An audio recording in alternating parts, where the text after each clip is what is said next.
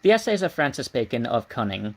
We take cunning for a sinister or crooked wisdom, and certainly there is great difference between a cunning man and a wise man, not only the point of honesty, but in point of ability. There be that can pack the cards and yet cannot play well, so there are some that are good in canvasses and factions that are otherwise weak men. Again, it is one thing to understand persons, and another thing to understand matters, for many are perfect in men's humours that are not greatly capable of the real part of business, which is the constitution of one that hath studied men more than books. Such men are fitter for practice than for counsel, and they are good but in their own alley. Turn them to new men, and they have lost their aim. So as the old rule to know a fool from a wise man, mete ambos nudos od ignotos and videbis, doth scarce hold for them. And because these cunning men are like haberdashers of small wares, it is not amiss to set forth their shop. It is a point of cunning to wait upon him with whom you speak, with your eye, as the Jesuits give it in precept. For there be many wise men that have secret hearts,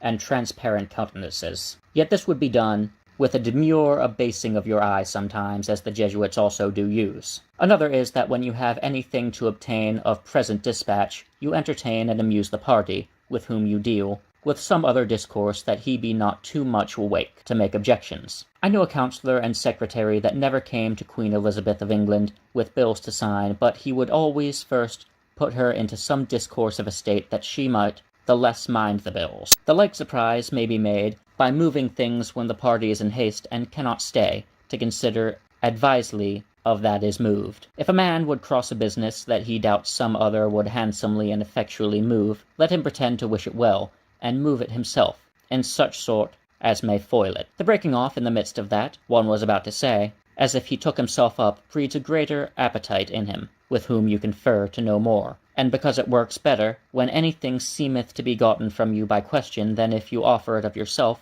you may lay a bait for a question by showing another visage and countenance than you are wont, to the end to give occasion for the party to ask what the matter is of the change, as Nehemidas did, and I have not before that time been sad before the king. In things that are tender and unpleasing, it is good to break the ice by some whose words are of less weight, and to reserve the more weighty voice to come in as by chance, so that he may be asked the question upon the other's speech, as Narcissus did in relating to Claudius the marriage of Messalina and Silius. In things that a man would not be seen in himself, it is a point of cunning to borrow the name of the world, as to say, the world says, or there is a speech abroad. I knew one that when he wrote a letter he would put that which was most material in the postscripts, as if it had been a by-matter. I knew another that when he came to have speech he would pass over that he intended most and go forth, and come back again and speak of it, as of a thing that he almost forgot. Some procure themselves to be surprised at such times, as it is like the party that they work upon will suddenly come upon them,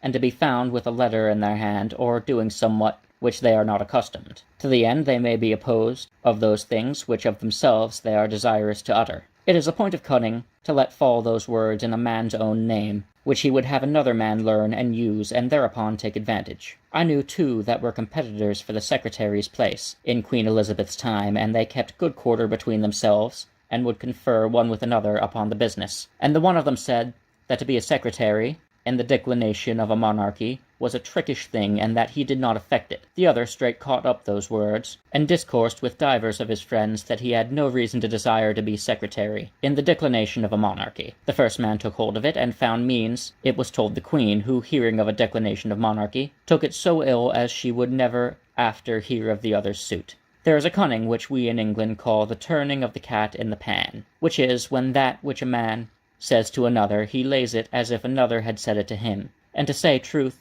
it is not easy, when such a matter pass between two, to make it appear from which of them it first moved and began. It is a way that some men have to glance and dart at others, by justifying themselves by negatives, as to say, this I do not, as Tigellinus did towards Burrus. Se non diversas spes sed incolumitatem imperatoris simpliciter spectare.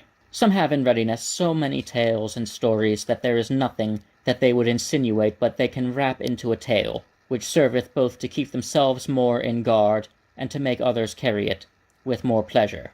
It is a good point of cunning for a man to shape the answer he would have in his own words and propositions, for it makes the other party sick the less. It is strange how long some men will lie in wait to speak somewhat they desire to say, and how far about they will fetch and how many other matters they will have beat over, to come near it. It is a thing of great patience, but yet of much use. A sudden, bold, and unexpected question doth many times surprise a man and lay him open, like to him, that having changed his name, and walking in Paul's. Another suddenly came behind him, and called him by his true name, whereat straightways he looked back. But these small wares and petty points of cunning are infinite, and it were a good deed to make a list of them, for that nothing doth more hurt an estate than that cunning men pass for wise. But certainly some there are that know the resorts and falls of business, that cannot sink into the main of it, like a house that hath convenient stairs and entries, but never a fair room. Therefore you shall see them find out pretty luces in the conclusion, but there are no ways able to examine or debate matters. And yet commonly they take advantage of their inability, and would be thought wits of direction.